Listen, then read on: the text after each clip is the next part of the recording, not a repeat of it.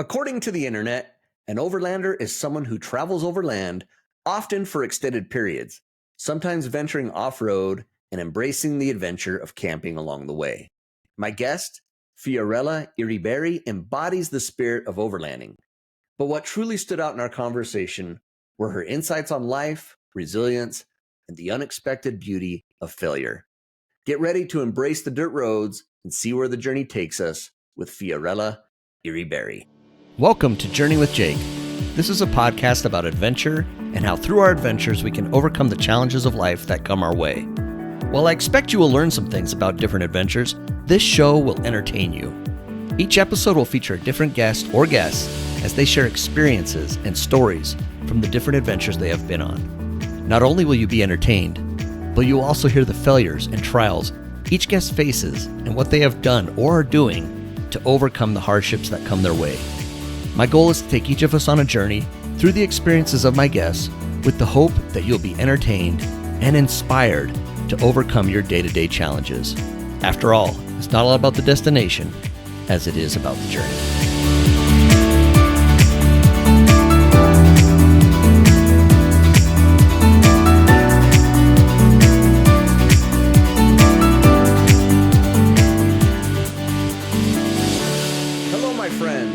Welcome back to the show. My name is Jake Bushman, and I'm the host of Journey with Jake.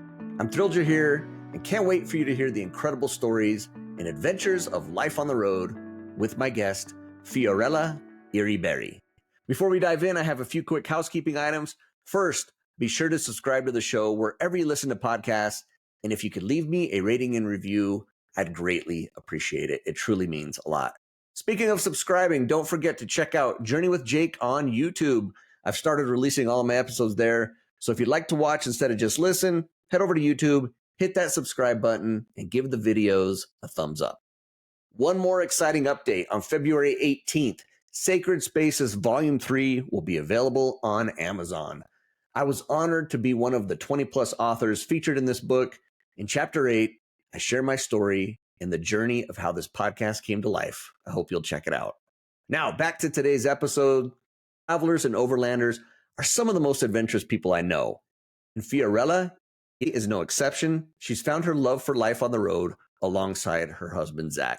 If you enjoy this episode, be sure to check out episode 63, where I spoke with Jake and Haley about navigating van life. All right, let's hit the road and explore with Fiorella. Fiorella Yriberry. Did I say it right? You did say it right, yeah. Nice. Fiorella, I love it. Great name. Great last name as well. I'm not going to say it again because I don't want to butcher it. Welcome to the show. Thanks for being here. Thank you for having me. I'm excited to have a conversation and to join you today. Awesome. I appreciate it. This is going to be fun. You're an overlander. I'm just going to start with that. I know you're out on the road, living in, it looks like, is it a fire truck? Is it some sort of rig? Maybe that's old. I don't know. What's the vehicle you're in? Yeah, so it's a really unique vehicle. It's a search and rescue. So it's a combination of like a fire truck and an ambulance. It used to belong to the fire department in Nassau County in New York. So yeah, very fun rig because it has a little bit of both. And when we bought it, it had all these really cool features like a 20-foot like spotlight and all these cool like search and rescue stuff. So very unique vehicle. All right, we'll dive into some of the vehicle here in a little bit, but Yeah. Now that you mentioned it had the spotlight and things, I'm just wondering how much of that you kept. Did you keep some of the features that it had? We kept one of the spotlights that was in the back that doesn't extend quite the 20 feet. That was a big one that we had over the cab. So we got rid of that one so we could have a roof rack and other stuff. But we did try to keep some stuff. We haven't painted it. Like we've tried to keep some of the personality of it because it's just such a unique vehicle. Yeah, like we have an intercom that we kept and rewired a lot of the lights and just try to either repurpose some of the stuff that was already here or keep it for the looks of it, I guess. I love it. And I know I'm kind of going out of my cadence of how I usually do the show, but when we're talking about the vehicle, I just got to know, like when you're coming down the road, Yeah. do people sometimes think like it's like a search and rescue vehicle? Yeah, absolutely. So we've had some situations on like small back roads. Like there was this one particular time they were doing some construction. So you had, the regulating of traffic and they saw us coming. They immediately just like started trying to stop the other lane and like move us over. We're like, no, we're not who you think you are. Like, no, like it's okay. So we've had some situations. I think cars in general on the highway kind of get a little scared of like, oh, do I need to move over? Which kind of works in their favor. But we're usually doing like 50 miles an hour. They kind of get the idea that we're not in a rush. You're not in any kind of speed rush at all. That's awesome though, and I could just see cars. I could see me looking in my mirror and be like, "Ooh, I better get over. I better let them by." Yeah. I could see that happening. That's great. Yeah. All right, before we get cranking into some of those adventures, that's kind of again, usually I like to know this part first, but hey, this is fun to kind of hear about your vehicle a little Yeah. bit. Tell me a little bit about Fiorella, where you're from, kind of your background a little bit. Yeah, absolutely. So I was born and raised in Bolivia, so in the heart of South America. I come from a family that really valued travel and experiences, so that was really ingrained in me growing up. Like we didn't really did the big birthdays or big Christmas, but rather we did like big family trips, and they're like the best memories I have of like time with my siblings and my parents, and it really became a part of life for me. So since I've been old enough to travel by myself, I've been doing it. So when it came time to college, I decided to come to college in the US. So came to Ohio out of all places, which I quickly realized, not so travel friendly, but it's okay. We made it work. And I studied abroad a few times while in college, in addition to my study abroad, I guess. And like I said, travel has just always been a big part of my life. Met my husband, we backpacked Europe, and just were looking for different ways on how to make travel like long term for us and sustainable. So we started exploring all sorts of alternatives. Do we become digital nomads? Do we do like, Airbnbs in a few countries and do that for a while? And then we ended up in the world of like RVs and overland and van life. And we're like, this is it, home base, but also traveling, and been doing that for 4 years now, full time. Wow. Okay. 4 years. So you've been doing it since about 2020, then I guess. Yes, right before the pandemic. So it Okay, was a right before it. crazy time. Yeah, it was a crazy time. So we bought our first vehicle, which was a shuttle bus in 2017, and converted it very slowly. We had never done anything like this. So we had no construction background or anything like that. So just teaching ourselves on the weekends. And we built the bus over 2 years it took us. And we quit our jobs and moved in like beginning of March. So right before everything actually shut down. So it was like a crazy time to start doing this, but it was also perfect because we had this self-contained vehicle and we could go places. And at that time, a lot of places were very like where either there was nobody there or, there were very few crowds. So we got to explore the US in a time when there wasn't a lot of people out there. So it was a really cool time. That's awesome. And I think what I like is you said 2017 is when you bought the shuttle bus. That was way before the whole 2020 where everyone, it seemed like not everyone was doing van life, but it seemed like a lot of people jumped in on it in 2020. You guys had already formulated like, hey, we're going to do this even before that, which I think is cool. Yeah, it was a crazy time. So we were like looking at different ways, like I mentioned, of becoming like full-time travelers and stuff like that. And my husband showed me a picture of a van that at the time is like the only ones you could find online of like self-conversions were pretty much just like a mattress in the inside of a cargo van. He's like, here, we could do this. And I was like, I mean, I guess. Like at that time there wasn't these crazy builds and all this really cool, like, you know, there's incredible builds out there and products for vans, and it's become such an industry and such a boom. But yeah, we were before it. So a lot of our process, like learning how to build, we had very limited resources or YouTube channels or people showing people how to do stuff. So it was a lot of like just learn by trying and trying to get out there and do stuff. And then once we got on the road and we saw the boom, we're like, okay, we were in here right before, so we consider ourselves the originals now, or part of the Exactly. group. You're the Yeah, the yeah, OGs I of could say. the van life era, I guess. That's awesome. Yeah, something like that. Let's go back a little bit further then. Born and raised in Bolivia. Hmm. When did you move to the US? How old were you when you moved to the US? I was 18, so I came for college. Okay. So yeah, so I came for college all by myself, just packed a suitcase and just flew all the way. And in college I met my husband, and then we got married, and I stayed ever since. So I've been in the US for over 10 years. But yeah, it was a crazy time to just decide to go to this college so far from home. But my mom did college in the US, so I always had that experience, and I was like, it's really cool out there, so why not? Are both parents Bolivian? Yeah, yeah, Bolivia, born and raised. Yeah. So my dad doesn't speak English, so English is my second language. But yeah, I mean, like I said, just the traveling part has been the biggest part from them. Like, just very adventurous, and that's just been so much of who I am because of them. Amazing. And how many siblings do you have? Two older ones. So I'm the youngest. You're the Yeah, baby. Okay. I'm the Brothers, baby. sisters, what do you got? One of each. One brother, one Okay. sister. Yeah. Very good. Are they in Bolivia still? My brother is, and my sister actually just recently moved to Texas. So I have her stateside, so it's pretty cool to have family here now. Very good. And I was going to Yeah. say, I mean, I heard Ohio, but honestly, I mean, you can live anywhere because you're in a converted rig. I Yeah. guess home can be, do you have a certain place that you consider home, or is it pretty much just wherever you park? Yeah, so home, I guess in the sense of like where family is Ohio for us. Like my family, my husband's family is in Ohio, and that's what we call like our home base. But yeah, we actually haven't been back much, so we fly back if we go back. But really, home has become the road for us. We've been doing this for 4 years, so it's so familiar, like down dirt roads in the middle of nowhere. That's what we consider home. Wow. Yeah, First of all, for being Bolivian like you are, you speak great English. I would have no idea that English is your second language. You speak really good English, so thank kudos you. to that. You speak really good. And that had to take some courage at 18 to be like, all right, I'm going to go out of the country, away from family to the States to do this. You did it, met your husband. Now you're living life on the road. Wow. It's been a journey. Like sometimes I look back and when my first time coming for college, so that first plane ride to the States to like come live here, it was in January because our school year in Bolivia starts at the beginning of the year and ends at the end of the year. So I graduated high school in December. December 1st was my graduation, and then I was on a plane January 1st to go to college. So I had a very little break between it. But it's winter in Ohio, so there's this crazy winter storm. I'm stuck in airports trying to get to Ohio for college and all these things. I was like, wait, am I making the right decision? And I always look back to that breakdown in the airport to be like, wow, like everything that's happened since has been a wild ride, but happy to be in it. No, wow. And I'm amazed when people like you summon up that courage to do that. I think that's really cool that you did that. And now look where it's taken you. You're traveling all over the place in a converted rig.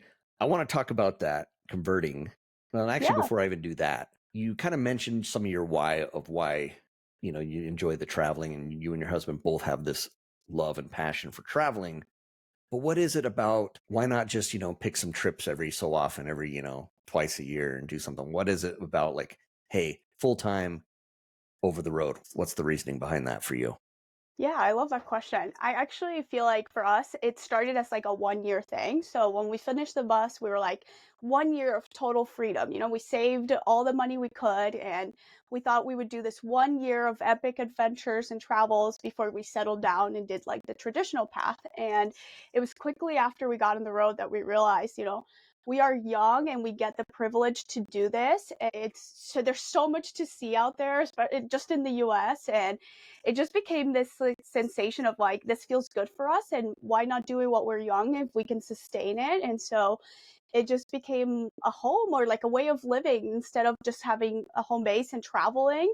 It just became so normal to us that we're like, hey, we could just maybe do this for a few years. And we say we have a few more years under or like we could see ourselves doing this, and I think eventually it'll get old, but until then there's this sense of freedom of being able to like just move with the seasons or be wherever you want to be and choose these different backgrounds or backyards that are incredible all throughout our public lands in the US has become just a beautiful way to discover, not only like make travel and discover these places, but also like do it in a way for us that it's slow enough to where we're also experiencing what it's like to live in these places. So it is travel, but in a way it also feels like we're just living in all these places across the US. So it's a pretty cool mixture. Great. I love that. That's fantastic. All right. You dove in a little bit about the whole converting process. And how now it's like a whole thing. There's just a whole world of it. I watched a video of you on YouTube, you and your husband converting your search and rescue vehicle, we'll call it that, ambulance slash fire truck. There was a lot of, how do I word this? Not tears, but there was a lot of stresses with it. Like I mean, I saw the shelled out what you got and then kind of what you turned it into. How do you find the ability to do that when I mean, I don't think it's something that you have, well, you have some experience now that you did the shuttle bus and things like that, but I mean, you're working with your hands, you're doing stuff that, I mean, I don't think you're a construction person by trade by any Yeah. stretch. Talk a little bit about that whole process and what that was like. Yeah, absolutely. So the first time around, it was incredibly daunting. So once we bought the bus came into our lives in this very like serendipitous way. We started talking about doing RV life or some sort of road life, and we were on a road trip and we're talking about it. And this big bus comes on the side of the road with the big for sale sign. And we're like, well, that's it. This is what we're doing. So the bus felt like we bought this thing, we were ready to do it. Then suddenly it kind of dawned on us like, oh my God, we actually have to build this and we have no idea what we're doing. And like I mentioned before, it was at a time where like resources or guides or, videos even were very, very limited out there on how to do this. And I think at the time of the first build, we were really motivated by just this desire to try to do this while we were young, before we settled, like, let's go travel. Like, this is going to be a budget friendly way to do it. Let's just like try. So we were very encouraged by that. And our first build was very simple and we just kind of did with what we could. A lot of it was with recycled materials. We just kind of improvised a lot and didn't really care too much about it being like perfect. So we were just kind of, okay, like that works. And there's a gap in between, the couch and the bed. It doesn't matter. Like, let's just roll. And that was incredible for the first build. Obviously, once we got on the road and decided to do it long term, we realized the space had to be suited enough for us to do it long term. So that's where we got into the second build. And not having previous experience, although even with the first build, it's daunting. But I feel like something we've realized is that it's such a unique opportunity to build a home and do it with your hands, and in our case do it together, do this like and build something out of nothing, right? So much of the modern world is convenient and easy, and this is definitely this long, like hard trip to take and trying to build something like this. But it's brought us together as a couple.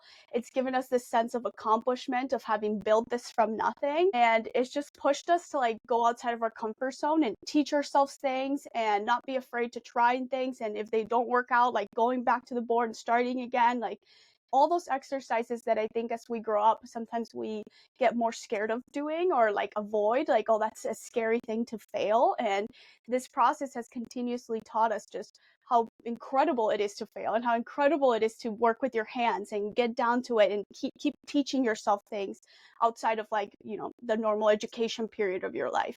So it's really brought us this sense of like accomplishment and growth, and it's been what's motivated us to like do it without any previous experience, and what will probably motivate us if we have a next build, or now we talk about building a house. We started with no experience and now we're like, okay, what else can we do? Because we've really learned that we can teach ourselves pretty much anything. You said something there that kind of struck me. You said how incredible it is to fail. Yeah. What does that mean to you? Dive into that a little bit.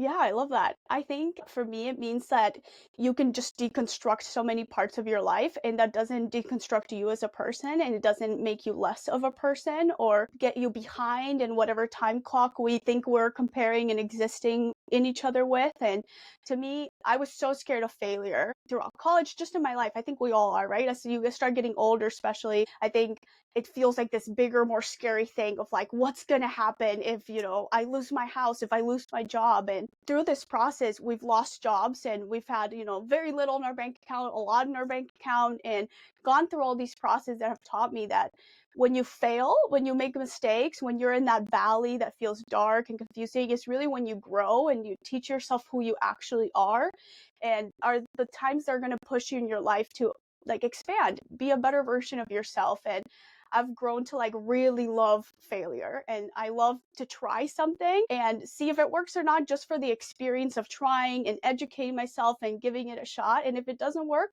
I've learned that you're going to be okay. You just can shake it off, sometimes a little bit longer to shake it off than others, but at the end of the day, you're able to shake it off. And that's been like one of the biggest lessons for us throughout this whole nomadic journey. And that's big because I sit there and listen to you talk about that. And I agree. I agree that our growth comes from our failures in a lot of cases.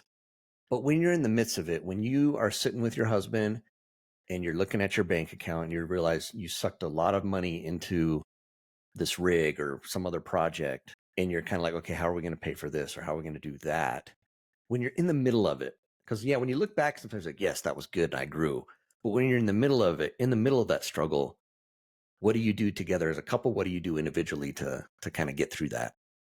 Yeah, so something I started doing is like this exercise of like imagining my life as like if I'm writing like a movie or I'm writing a book, and those slow valleys as like the plot, right? So in any like movie, it's like when everything is happening, it's like, oh my God, what's gonna happen? And when you see it from the outside and you're reading a book or watching a movie, you have this excitement of like, how is this gonna resolve itself? So something I've tried to do is like incorporate that into my life, especially with road life. Like we face all these obstacles that are unexpected, that come quickly, like breakdowns and, like all these different things that just show up out of nowhere and take you very quickly to this valley where you're like, okay, how am I going to get out of here? And this exercise of like taking a few steps back and being like, okay, it's not ideal. It's obviously not what I was expecting on a Tuesday to like break down, but I'm here. So why not just try to face it and see if I can find the reason it happened, or like find a bigger excitement out of it, or where it's going to lead me. So that's been huge for me as a person that used to be a huge planner and a huge, like, this is how everything is going to work out. Road life has really helped me take those steps back and realize how important it is to take those steps back and be like, okay, right now I can feel terrible, but maybe there's a bigger purpose for it, and trusting that there is a bigger purpose, even if it's very simple. It doesn't have to be this crazy bigger purpose, but it can just be like, okay, maybe you weren't supposed to drive that day anymore, little things like that. Realize this was going to be a self-development podcast, I did you? know. I love No. it. Yeah, I appreciate you sharing that because I think that's what I love. I love getting to know people like you and someone who's doing something amazing, but it wasn't always like, yeah, they're just out cruising around. It takes some effort and it takes some work and some failures along the way and things like that. So I appreciate you sharing that because it helps me get to know you a little bit better, and it helps me improve. And I like hearing that because I'm with you. I'm a planner. I don't like it when things don't go the way I want them to go or expect them to go. And it's tricky for me to get out of that. And this is an adventure type podcast. And that's what adventure is all about. It's about those failures and those things that happen to us. So speaking of adventure, I want to go back to the bus. When you finally got the bus done, what was your first trip in that bus? Do you remember? Yeah, so we moved into the bus right as the beginning of the pandemic. So we actually lived in the bus in Ohio, stationary for the first few months while we kind of figured out what was, going to happen in the world. But once that happened, we actually took a job. My husband took a job doing some kind of construction in Colorado. So that was kind of like our ticket west, is what we called it. It's like what gave us an excuse to head west from Ohio and know that we were going to have some sort of like base in case things got worse, or just have some sort of ground and not just be fully on the road at a time that was kind of unpredictable. So that was our first like trip. We left Ohio straight to Colorado, and we were there for a few months, but it was a home base out of Grand Junction, like Western Colorado. And we were, anytime that he had like time off, we were doing Utah and Wyoming and Southern Colorado. So that was kind of like a little bit of like a good soft introduction into road life, because we had a place we could go back to and park and collect ourselves and make some money and then just go out and do it again. So that was like our first journey into van life. And kind of what were your thoughts when you get to Colorado and then you're able to pop over to Utah or maybe, go to Glenwood Springs or wherever in Colorado? What were you thinking this whole time? What was kind of going through your mind? So for us, like making it out west was incredible, because we had been in Ohio for most of our time, and we took trips out west. Like we took a trip to Portland at some point.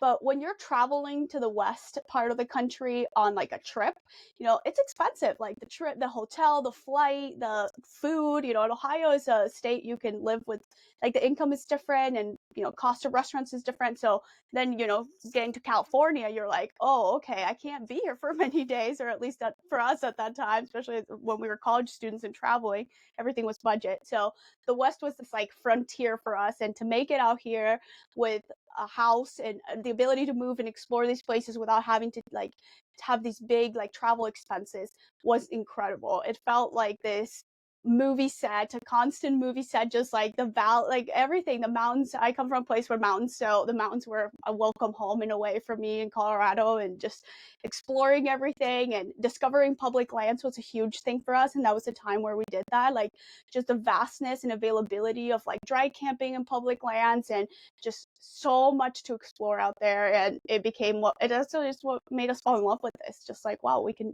do this for a really long time. There's endless dirt roads. So, okay, so everyone knows when you say public lands, what Mm-hmm. do you mean by that? Like, what it's a place where you can camp for free? Like, what does public lands mean? Yeah, so the US has a bunch of public lands that are managed under the Bureau of Land Management. So sometimes they're also referred to as BLM land. So it's land that is preserved for recreational purposes. So you can dry camp in most of BLM or public lands 14 days for free. And you're just in the middle of nowhere in these beautiful locations. And they're mostly out, although there's BLM and public lands all over the US, they're mostly in like the West Coast. So Utah, Colorado, all these states out here have ton of public lands, and yeah, you can camp for there for free, and as long as you leave no trace, we can have access to these places and enjoy them. But there are these beautiful opportunity or locations to have like travel and recreation outdoors without having to like be at a campground or be spending money. So it's a great way to travel and discover the US. For those who don't know, including myself, dry camping, that means leaving it like the way it was, right? Like not having, tell me what dry camping is to you, I Yeah, guess. so dry camping is the concept of like you're not gonna have hookups, so you're not in a campground, so you don't have access to like the grid, so like electricity or water or a dump station. So dry camping for RVers means that you would just be self-sustained. So you're gonna Gotcha. go and park somewhere, and you're gonna be able to like do everything within your vehicle. So you're not like using water or dumping water. So it's kind of these public lands, for the most part, are for tent campers. But if you have a vehicle that's capable and can drive down these roads and park, you're welcome to do it as long as you have a rig that's self-sustainable. Love it. Awesome. Very good. So, with exploring Colorado and Utah, and I live in Utah and I love Utah, there's a lot of national parks. I'm guessing you've been to a bunch of national parks. Any particular favorite ones that you've been to? Yeah, I love the national parks. So we've been to over 35 national parks or something like that. So kind of halfway through Almost all halfway, of yeah. them. Yeah. And I love them all. I think they're all national parks for a reason. They have these stunning views. Like Zion is absolutely beautiful. It just looks like a movie set. The Grand Tetons looks like just like you're in this Western movie with like mooses walking around. Like they're just these beautiful landscapes. So I love national parks. But something that we've come to love even more is, again, this public land that surrounds national parks. So most national parks are surrounded by national forest or public land. So you can camp in these places and you're kind of just in the same landscape, same kind of vibe as a national park, but just removed from the more produced section of the national park with like the campgrounds and the crowds. So we really try to avoid the crowds. So we've come to love those kind of areas that are like outside of national parks, national forests. That's become like our favorite. But if I have to pick a national park, I think Glacier is my number one national park. Glacier's on my list for next summer. I want to go to Glacier. So Yes, you is that one is. I mean, all of them are stunning, but that one for some reason just feels extra special. awesome. All right. So you've been cruising around for 4 years. I want to hear of any, maybe a mishap or two, and just any stories that you want to, any experiences that you want to share about what it's like. And maybe for people like me who've never done it, but maybe someone in the back of the mind thinking, how can I do this? Maybe you can kind of give us a little insight into that as well. Yeah, so oh my God, we've had about everything wrong happen to us over the last 4 years. So I know that that's something that scares people about trying this lifestyle. Like, what happens if something happens to my vehicle? And it's a lot scarier than it is. So again, to that exercise of like, okay, it's not gonna be as big as I think. It's just, our mind's playing tricks. But we've had everything from blown up tires. Like actually on our first trip out to Colorado with the bus, first day we leave Ohio, we're 3 hours into a road trip, and we just hear like what sounds like an explosion, and there's like this like dust and thing, and we're like, what just happened? Like, so we pull off and we're looking at the engine, we can't figure out anything, and we're like, this is so weird. And then I could look behind and I realized one of our tires just completely exploded. So that was like a fun time to be stranded off the side of the highway. I think it was in Indiana at that point. Sunday night, tiny towns, nothing open. So we're like, what do we do from here? You know, it was like our first day. We have learned that if you're in a bad situation, most of the time there'll be somebody around you if you're willing to kind of open and welcome that energy and like try to ask for help. There'll most likely be somebody willing to help. So we got lucky that one car stopped and asked us like if we needed help, and as the car stopped, like a sheriff pulled up behind him. He's like, the friend is my, like, I have a friend who has a tire shop, I'll take you there, I'll escort you there. So we got so lucky in this middle town, middle nowhere, to get like just connected, I guess, between the sheriff, people that knew people that could like help us out. So it's always been so reassuring that there's good people out there, and in bad there can be good. So if you're something you're wanting to do is go out there and explore and you're scared about these things, just know that having assistance, roadside assistance is great, so invest in that. But then B, if you don't have it or if it doesn't work or anything like that, there'll most likely be someone willing to help. I love that. Meeting people. I found that too in my life, that there are people who want to help and people who are willing to help. And But yeah, sometimes it's amazing. And sometimes I think we're reluctant to ask and we're scared to ask, but I think people want to do it for sure. yeah, I think we just think that nobody's like willing to help you. I think it's easy to think, okay, well, nobody's gonna see or ask for help. But anytime we've had to go out of our way or ask for help, or even like we just recently we were outside of Bryce Canyon and the truck wouldn't start, and it was the morning. We were like heading out for sunrise hike, and our truck wouldn't start, wouldn't start, wouldn't start. We're like, okay, this is so weird. Must be the battery. We're trying to charge the battery with our backup and like stuff, and nothing is happening. So we're like, okay, well, I guess we just walk down this dirt road, and all of our neighbors were like, hey, can you help us? In 20 minutes, we had like a whole crew of people like jumping us, like calling other people. So it's just really a way, like, I feel like we've learned the bad times are in a way helpful to like just push you to make community and like interact with people and just have to put yourself out there in a way. That's true. It's a good point. Any situation that you were in where it was maybe, what's the word I want to use? I don't know if the word scary or unsettling, any kind of situation like that. Maybe you're in a part of town somewhere where you're like, Yeah, we did had one that was not ideal. So again, to the tires in the bus, but we actually had our lug nuts, so what holds the tire together or like in place, all explode at the same time as we're driving down the highway. So thankfully the tire didn't actually come out of the bus. We just kind of like felt it, and it was one of the dualies. So we were able to pull up, we called tow assistance, and the tow truck came and picked us up, and we were trying to figure out what shop to go to. It was kind of in the middle of nowhere, and the tow guide was like, oh, I know this one place, it's not that far, so it'll be covered in your tow insurance, so I can just go drop you off there, and tomorrow morning they'll be able to help you out. And we didn't have much service, so we couldn't like corroborate the information, make sure it was correct and like it would work out for us. So we kind of just went for it, trusted the tow person at the time, and they dropped us off right in front of like this business in like a very inconvenient way. So we're like, hey, can you maybe like change our position or something? And he's like, no, it's going to be fine. I promise everything's going to be fine. We're like, okay. So the next morning, we come to find out that this facility does not work with vehicles our size.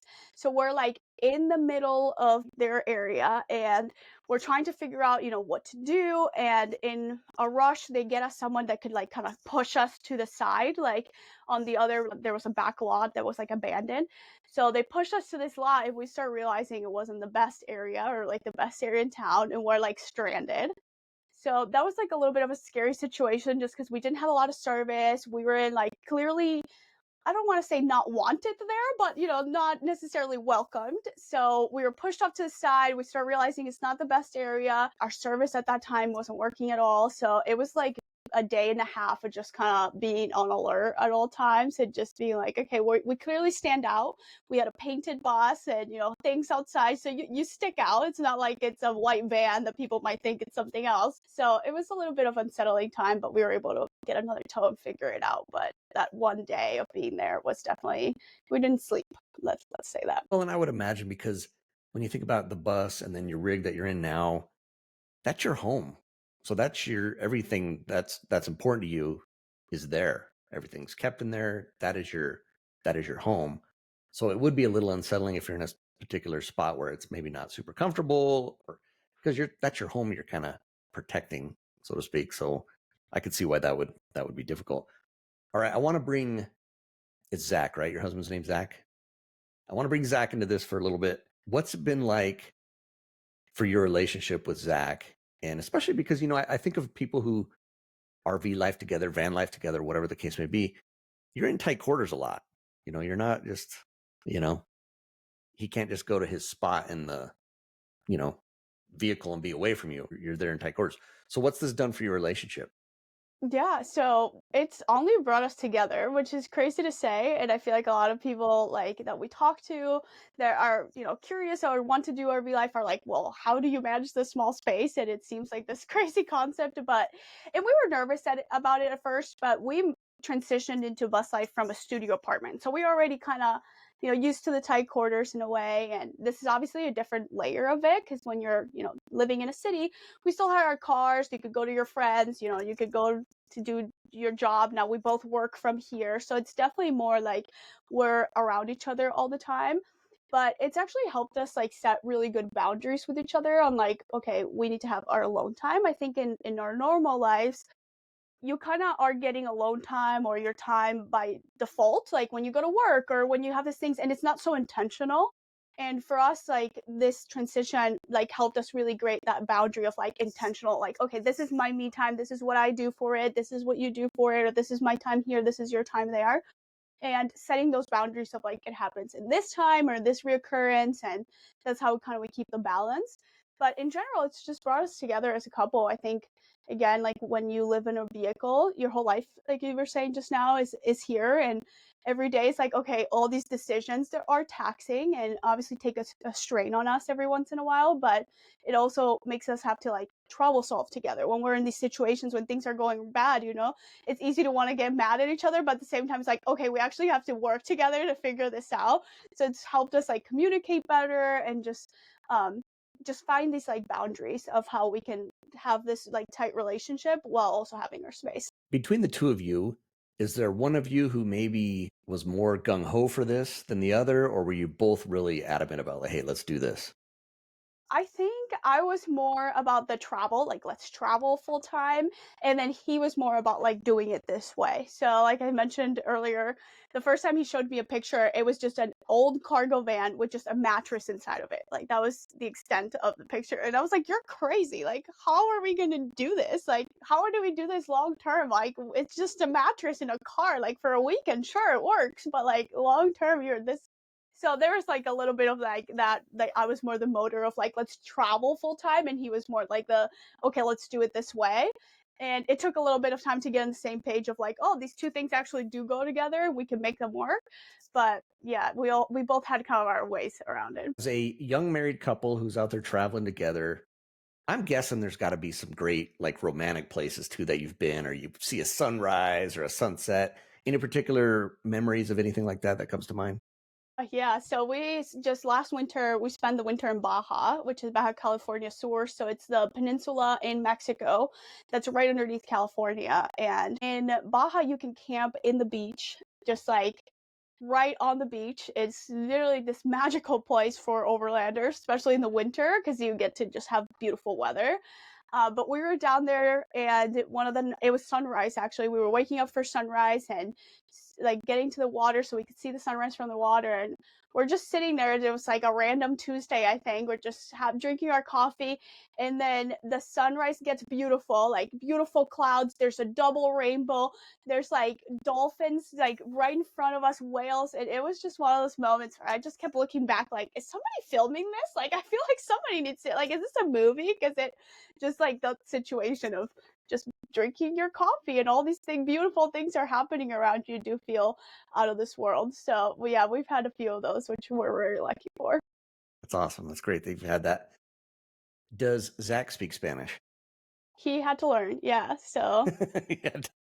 he did have to learn, yeah. So my dad doesn't speak English, and most of my like, grandparents and stuff like that don't speak Mm-hmm. English. So once we started dating like more seriously, I was like, listen, if you this is gonna work, you need to learn Spanish. And he had already started learning Spanish. So yeah, he speaks fluently. And our cat is from Bolivia, so we have a cat with us full time on the road, and we rescued her in Bolivia. So she like we speak to her in both languages. That's part of our exercise and stuff like that. So yeah, we have both languages at home. Awesome. Very cool. I was say going to, Baja, Mexico, I mean, you got the Spanish going on. You can speak Spanish. Yeah. I'm sure there's a lot of English down there too with all the overlanders and everything, but that's cool. I'm glad Zach's jumped in on that too and speaking, and that's fantastic. All right, you talked about working on the road. Tell me about like what's this like? How is it like having a job on the road, being remote? What's this like? Yeah, absolutely. So it's been quite a journey for me. So, like I mentioned before, when we got on the road, we were kind of just doing it out of savings, thinking it would just be a short-term thing. And, quickly on the road, I was like, okay, I actually love this. So, how do we make this, sustainable for us long term? And the big factor there was like financially, how could we do this financially? And we got lucky that we were already living in the road when COVID started happening and all these remote opportunities started opening up. So that first year and a half that we were on the road, we both did any freelance work we could find, like remote jobs, as we try to figure out also the internet and like how we can do that and just navigating that world because we had no experience with freelance work and digital work, which is, its own set of like type of work. So we did that for the first year and it was okay. It helped us, pay the bills and fuel the gas and keep going.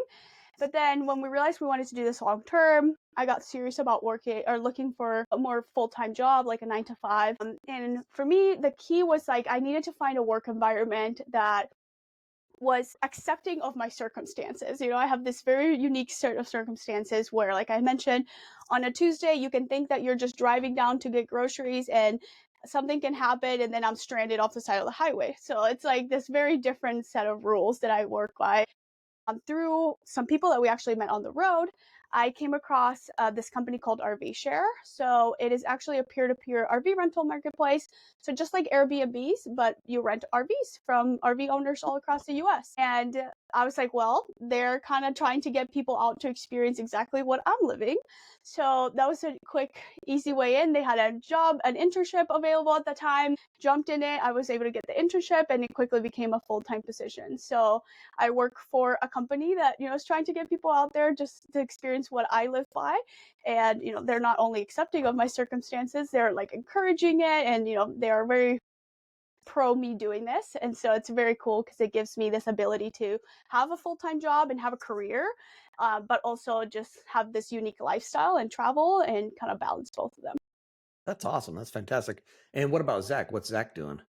So he's a freelance digital artist. So he does anything from like illustrations, logos, merch, like anything like that, like for clients. So he's been able to build his like business through just social media and online. So that's been really great for him. So between his flexibility of just working for himself and my flexibility of like a work environment that allows me to have that flexibility, it's been what honestly has allowed us to do this long term and have the financial part covered, just because without that flexibility it's very stressful. I had a job for a while before that it was a strict 9 to 5, and they did not like when my internet was spotty or my batteries were low, and so I couldn't run my internet all the time, and it was not a healthy work environment for me at all. Good. I'm glad you found something that works for you.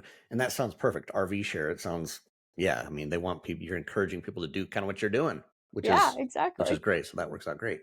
Fantastic.